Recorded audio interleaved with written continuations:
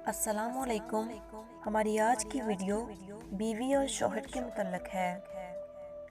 बीवी को शादी के चंद सद बाद ख्याल आया कि अगर वो अपने शौहर को छोड़ के चली जाए तो शौहर कैसा महसूस करेगा।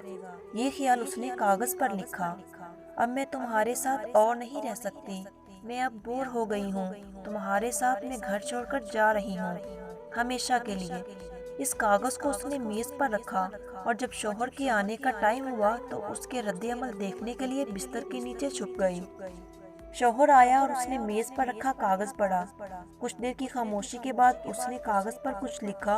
फिर वो खुशी के मारे झूमने लगा, गीत गाने लगा, रक्स करने लगा और कपड़े बदलने लगा। फिर उसने अपने फोन से किसी को फोन लगाया और कहा, आज मैं आज़ाद हो गया हूँ। शायद मेरी बेवकूफ़ बीवी को समझ आ गया कि वो मेरे लायक ही नहीं थी, लिहाजा आज वो घर से हमेशा के लिए चली गई। इसलिए अब मैं आज़ाद हूँ और तुमसे मिलने के लिए मैं आ रहा हूँ। कपड़े बदल कर तुम भी तैयार होकर मेरे घर के सामने वाले पार्क में अभी आ जाओ। शौहर बाहर निकल गया। आंसू भरी आंखों से बीवी बिस्तर के नीचे से निकली और कांपते हुए हाथों से कागज पर लिखी हुई लाइन पढ़ी, जिस पर लिखा था, बेड के नीचे से पाँव दिखाई दे रहे हैं। बावली, पार्क के करीब वाली दुकान से ब्रेड लेके आ रहा हूँ, तब तक के लिए चाय बना लेना।